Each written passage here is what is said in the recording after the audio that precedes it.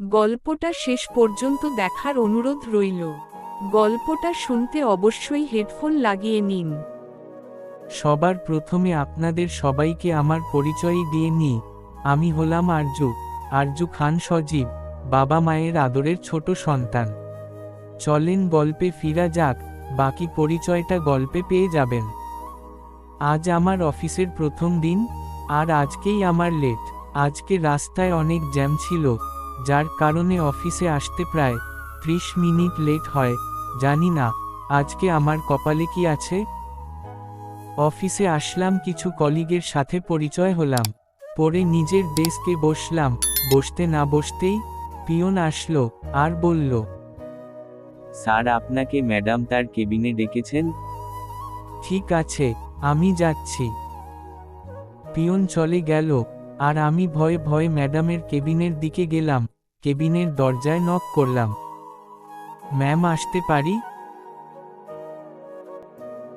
জি, আসুন। আমি নিচের দিকে তাকিয়ে কেবিনে প্রবেশ করলাম।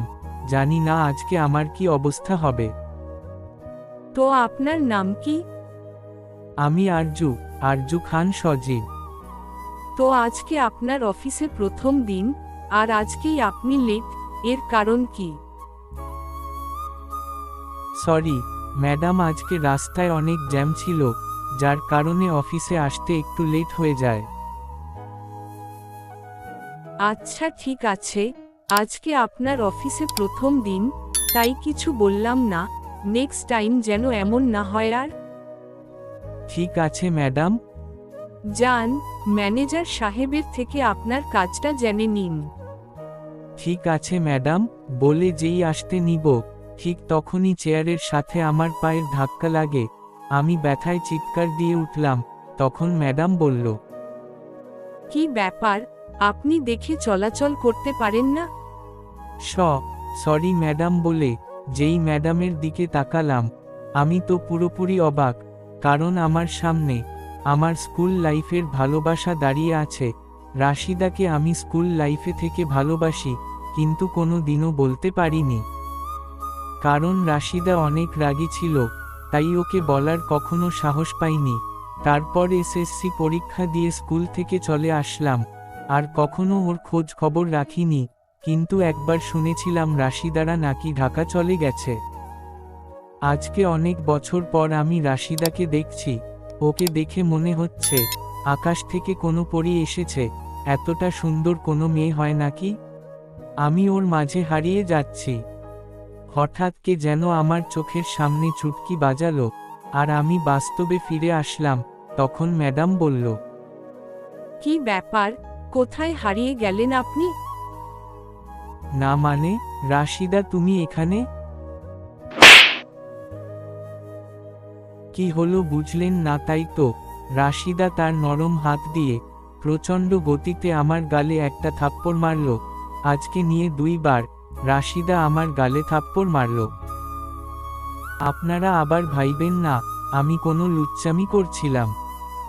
স্কুলে থাকতে আমি আমাদের ক্লাসের একটা মেয়ের সাথে কথা বলতেছিলাম, মানে মেয়েটি আমার সাথে কথা বলতেছিল। হঠাৎ কোথা থেকে যেন রাশিদা আসলো আর আমার গালে প্রচণ্ড গতিতে থাপ্পড় মেরে বলল, তোকে বলেছিলাম না কোনো মেয়ের সাথে লুচ্চামি করবি না?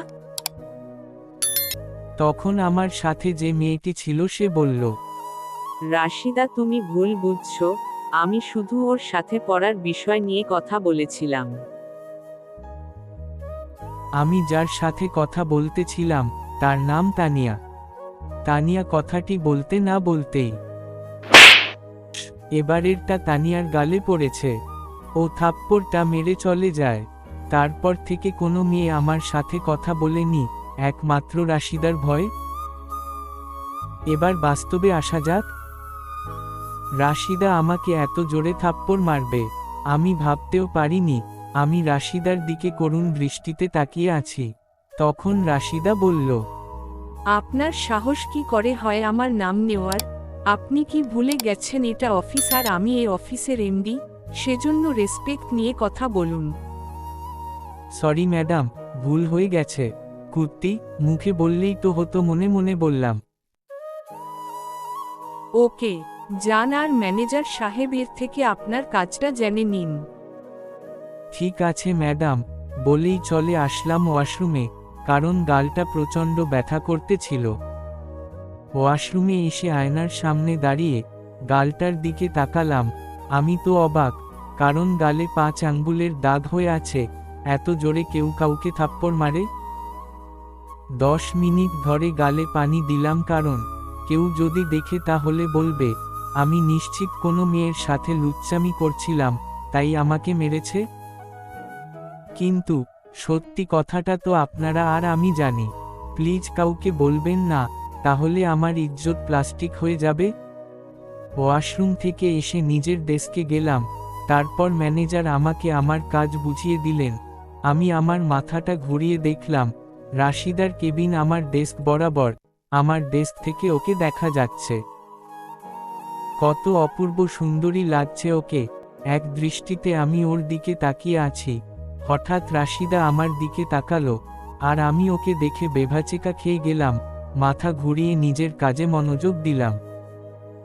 কাজ করতে করতে দুপুর হয়ে গেছে, সবাই লাঞ্চ করতে যাচ্ছে, তাই আমিও উঠলাম যে আসতে দিব। তখনই 4 জন কলিগ আমার সামনে আসলো।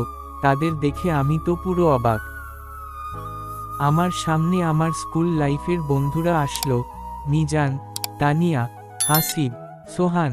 আমি তাদেরকে দেখে অবাক। তখন তাদেরকে বললাম, গল্পটা পড়ে কেমন লাগলো অবশ্যই কমেন্ট করে জানাবেন, এবং পরবর্তী পার্ট খুব তাড়াতাড়ি আসবে। পরবর্তী পার্ট দেখতে চাইলে চ্যানেলটি সাবস্ক্রাইব করে রাখুন, এবং ফেসবুক থেকে দেখলে অবশ্যই ফলো করে দিবেন। দেখা হচ্ছে পরবর্তী ভিডিওতে। ততক্ষণ পর্যন্ত সবাই ভালো থাকবেন। ধন্যবাদ সবাইকে।